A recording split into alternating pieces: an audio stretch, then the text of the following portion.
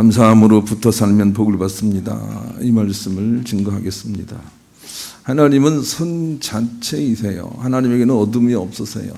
지금도 무한한 힘으로 그 자체가 가진 능력으로 만물을 붙드시고 창조하시는 분이 하나님이시죠. 그러면서 하나님은 그 선하신 의도와 선하신 자체가 변함이 없으세요. 회전하는 그림자도 없으시다 그랬어요. 그래서 우리가 할 일은 그 선하신 하나님을 의지하고 감사를 넘치게 하는 거예요. 감사합니다. 감사합니다. 이렇게 말하게 될 때 그 능력이 우리 가운데 나타나게 되어 있는 것이지요. 그래서 어려운 일이 있어도 감사로 주님께 붙어 있어야 해요. 그래야 주님께서 문제를 바꿔주세요. 하나님이 지으신 모든 것이 선하심에 감사함으로 받으면 버릴 것이 없나니 하나님의 말씀과 기도로 거룩하여지느니라 그랬어요. 말씀은 선하신 하나님 당신 자체이세요. 거기에 우리가 기도하면서 끼어 버텨내면 하나님께서 모든 것을 선으로 창조하시겠다고 가르쳐 주시죠. 그래서 감사함으로 선하신 주님 붙들고 끼어 있어야 돼요. 그래야 우리가 좋은 날을 볼 수가 있다고요. 아브라함이 금세 복을 받나요? 안 그래요. 얼마나 오래 걸렸는지 몰라요. 그러나 아브라함이 잘한 것은 넘어지고 쓰러지고 다쳐도 그래도 머리를 들고 하나님의 소망 가운데 끝까지 견딘 것이죠. 그것이 의로 여겨졌고 믿음의 조상이 된 거예요. 요셉도 보세요. 힘들고 어렵지만 그냥 감사함으로 끼어 있어요. 감옥에 들어가는데 그것도 우울하지 않습니까? 그래도 감사함으로 끼어 있어요. 그것이 그에게 결국 복이 된다는 거 우리에게 가르쳐 주고 계시죠. 다윗도 마찬가지예요. 얼마나 많은 대적들 속에서 고통받았어요. 그러나 다윗은 늘 감사로 끼어 있으려고 애를 썼어요. 그것이 다윗이 위대한 점이에요. 우리는 성경의 위인들을 통해서 그 감사하는 정신을 배워야 되겠어요.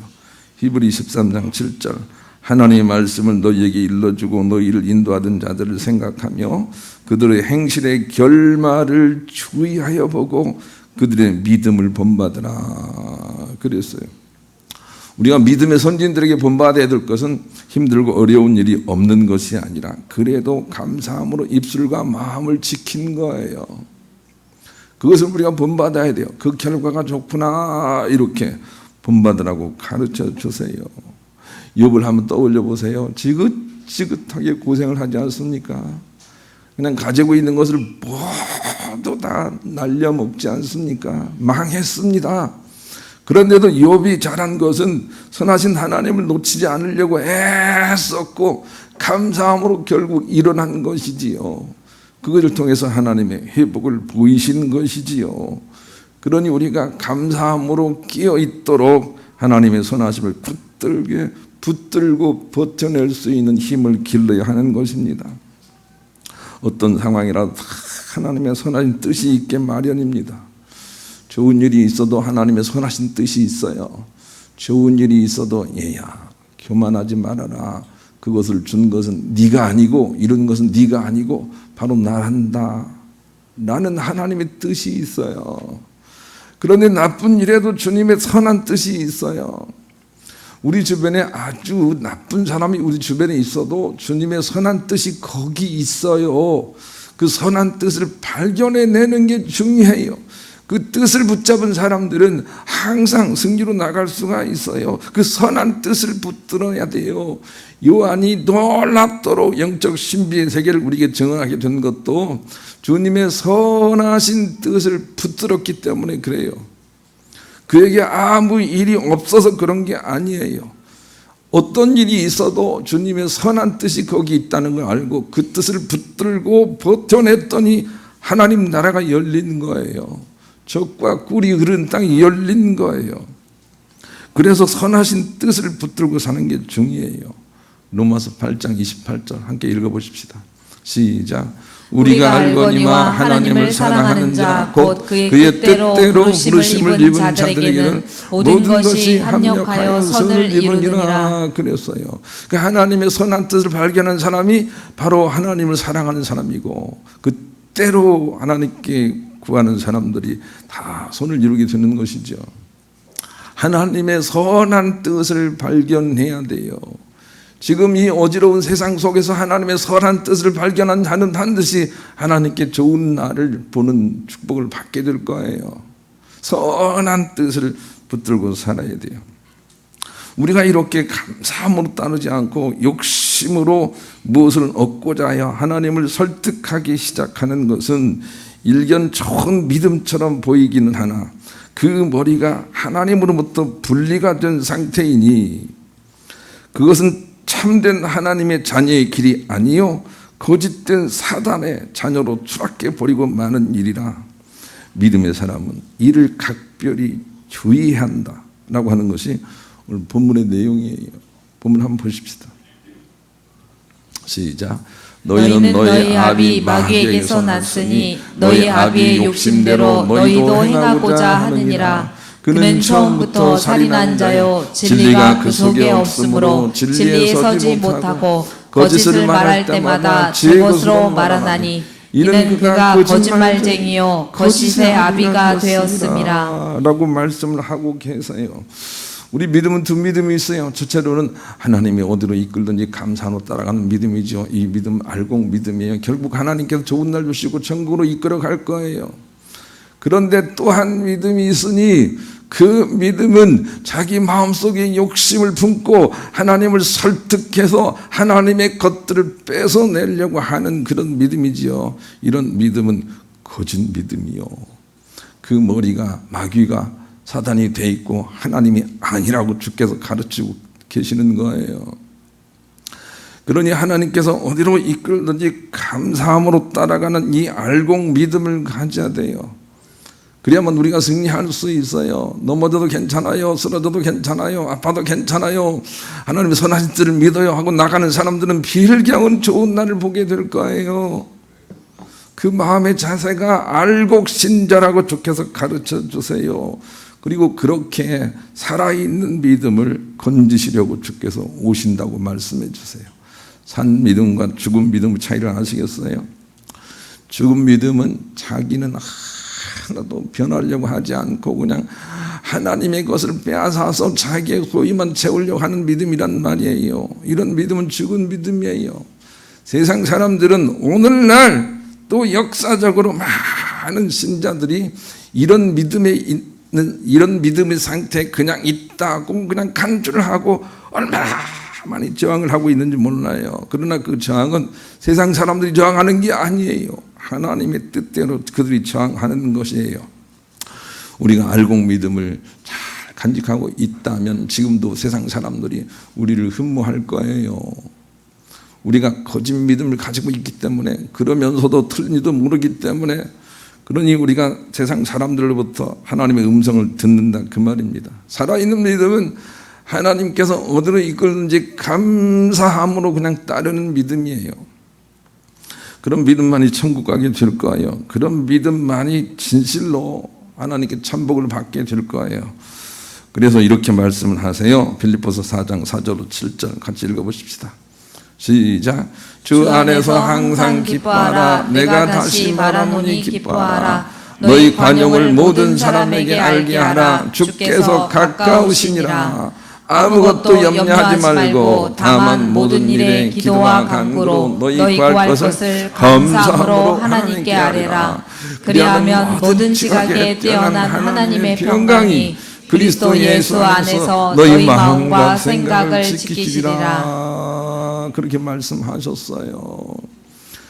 그러니 원망불평하지 말고 감사함으로 주님의 선한 뜻을 찾아서 붙들고 감사합니다. 하나님께 소원을 주시려고 이렇게 힘들게 하시는군요 하고 감사를 넘치게 하는 사람, 그 사람들이 바로 알곡 신자다, 산자다 이렇게 우리에게 주께서 가르쳐 주시기 위하여 자꾸 말씀을 하고 계시는 것이죠. 살아있는 믿음을 가진 사람은 늘 감사해요. 감사할 거리가 있어도 감사하는 게 아니에요. 하나님의 선하심 자체에 대해서 소망을 가지고 감사하는 거예요. 그런 사람들은 그 감사에 하나님의 응답이 나타나게 될 거예요. 바울이 얼마나 많은 역경 가운데 있었는지 여러분 아세요? 바울이 아주 꽃길만 걸어간 게 아니에요. 그래도 바울이 우리에게 말하는 것은 감사함으로 따라가면 주님이 쓰신다예요. 그러니 우리가 감사해야 돼요. 저도 어렸을 때부터 몸이 많이 아파서 많이 힘들어하는 인생을 살았는데, 그런데 이 나이 먹어 철들고 믿음의 눈으로 바라보게 될 때 예수 그리스도께서 우리에게 주신 놀라운 강권의 승리로 무장을 하고 아픈 현장에 예수 그리스도의 이름으로 감사합니다, 감사합니다 라고 하게 될 때 얼마나 많은 고통들이 물러가는지 모르겠어요. 힘들고 어려운 상황 속에 예수 그리스도의 승리를 떠올리고 감사합니다 라고 선포해 보세요. 놀라운 승리가 나타나게 될 거예요. 예수 그리스도의 이름으로 감사한 곳에 주께서 역사하시니, 그러니 힘들어도 기뻐하고 감사하라, 이렇게 주께서 우리에게 주문을 하고 계시는 거예요. 행복 속에도 하나님의 소망이 있고 불행 속에도 하나님의 행복이 있어요. 그것을 발견하는 게 중요해요. 불행을 발견하는 게 중요하지 않아요. 불행 속에도 하나님의 행복이 있다는 걸 발견하는 게 중요해요. 그리고 겉으로는 울지만 속으로는 소망을 가지는 거예요. 할 수 있겠는지요? 겉으로는 울지만 겉으로 잡차 안 오는 사람도 있을 수는 있지만 별로 인간미 있는 사람은 아니에요. 겉으로는 울지만 늘 소망이 있는 거예요. 그런데 그 소망이 그를 살게 할 거예요. 그 믿음을 우리가 간직하라고 부름을 받은 거죠. 그런 사람들은 호련히 하나님께서 천국 백성으로 만들어서 천국에 들이실 거예요. 감사를 넘치게 하는 여러분 될 수 있기를 다시 한번 우리 주님의 이름으로 간절히 축원합니다. 우리 그런 마음을 가지고 566장 한번 찬양해 보겠습니다. 그러기 위해서는 첫째로 하나님이 창조주이심을 믿어야 하는 것이죠. 우리가 알아야 되는 것은 사단은 피조물이라는 것입니다. 우리가 알아야 되는 것은 천사도 피조물이라는 것입니다. 우리가 알아야 되는 것은 하나님만 창조주이시라는 겁니다. 그래서 우리는 사단을 믿어서는 안 됩니다. 천사를 믿어서도 안 됩니다.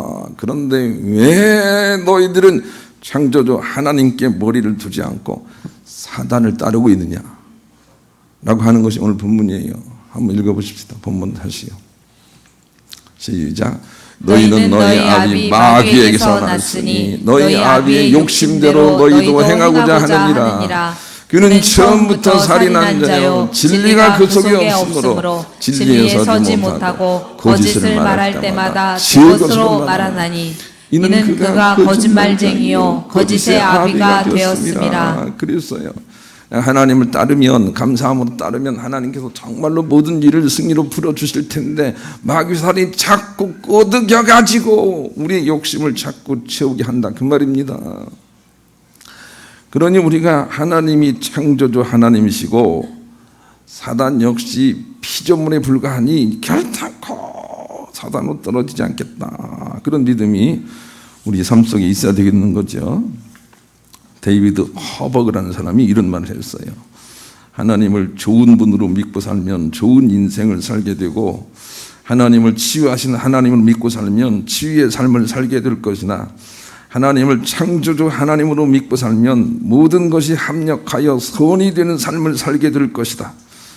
그러나 정작 중요한 것이 있으니 그것은 창조주 하나님으로 믿지 않는 모든 것은 우상숭배가 되고 만다는 것입니다. 바리새인처럼 성공한 우상숭배자들이 갈 천국은 없다, 그렇게 말을 했어요. 놀라운 성찰이에요. 바리새인들은 성공한 우상숭배자들이었어요. 예수님이 보실 때 바리새인들은 우상숭배자였어요. 마귀 사단을 섬기는 자였어요. 자기 스스로는 성공했다고 말하는 이런 거짓 불황의 믿음이 우리 가운데 없기를 주께서 원하셔서 진실로 선하신 하나님께 감사하는 믿음에 붙어있기를 주께서 원하고 계세요. 그런 믿음으로 우리가 나갔으면 좋겠어요. 좋은 믿음을 넘어 위대한 믿음으로 나갈 수 있어야 해요. 좋은 인생, 좋은 삶, 그것이 여러분의 목표가 되지 말아야 돼요. 어떤 일이 있어도 흔들리지 않고 감사함을 놓치지 않는 위대한 신앙으로 우리가 나갈 수 있어야 해요. 그런 사람들만이 알곡이 되기 때문에 그래요. 다시요, 거짓된 믿음을 가지고 있는 사람도 자기의 믿음은 좋다고 생각을 해요. 위대한 실패자란 말이에요.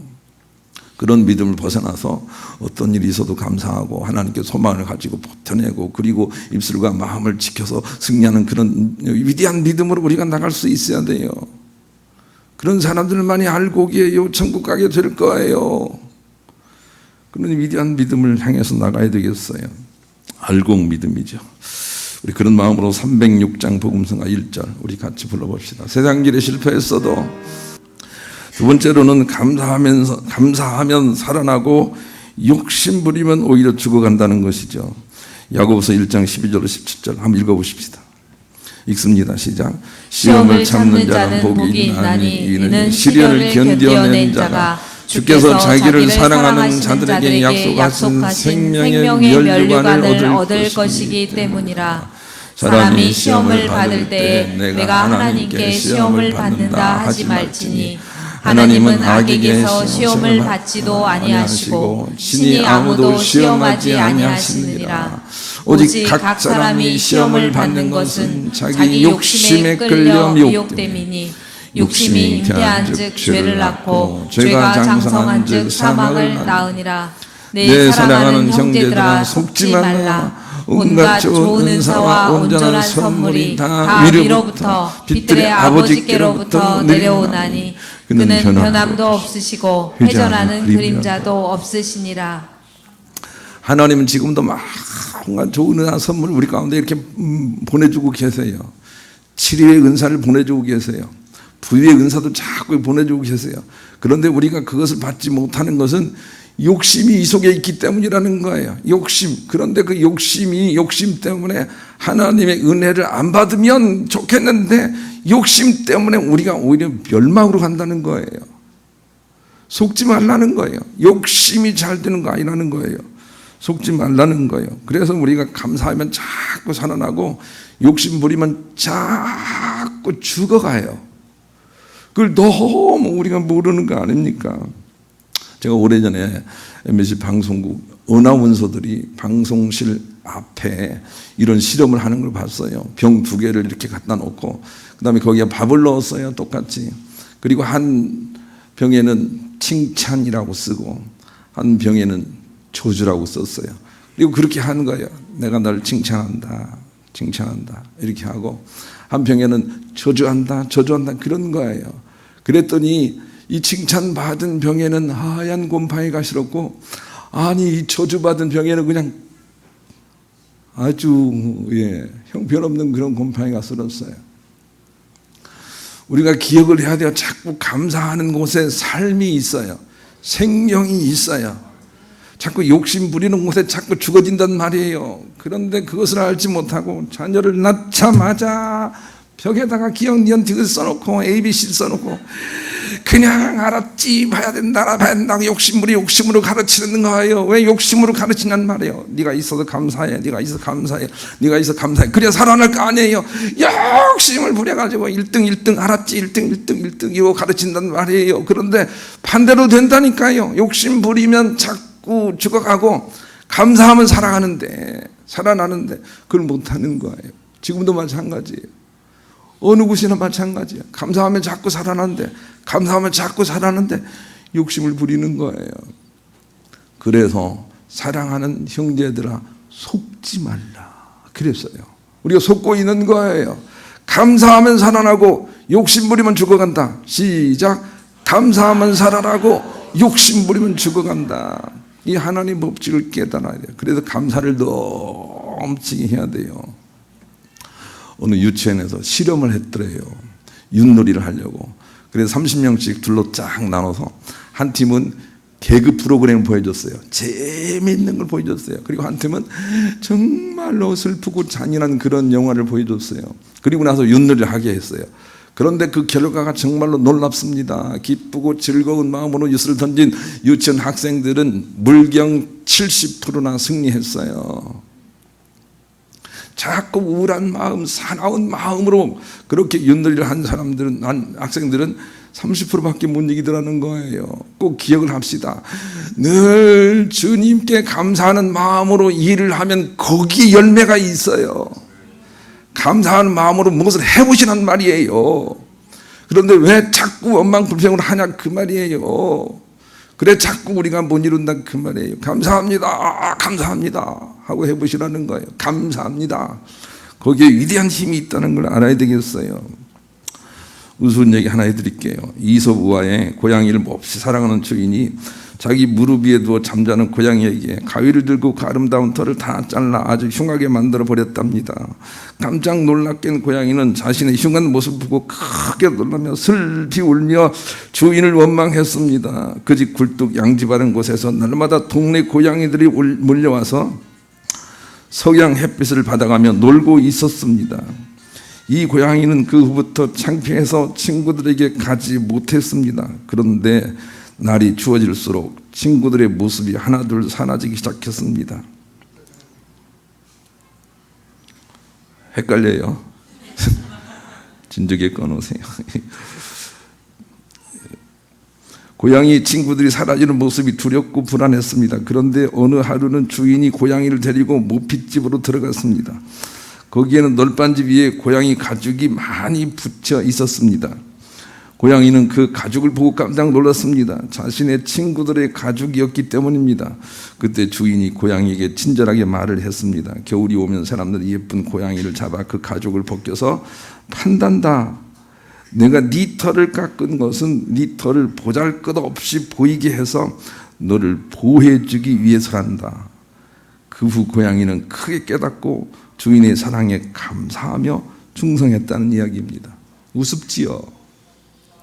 그런데 하늘 아버지도 우리에게 그런 마음을 가지고 고통도 허락하신다는 걸 잊어버리면 안 돼요. 예. 웃지 마세요. 저도 저래요. 저도 그냥 어떻게 할 줄 모르겠어요. 요즘 죄송해요. 우리가 기계를 잘 못 만지니까.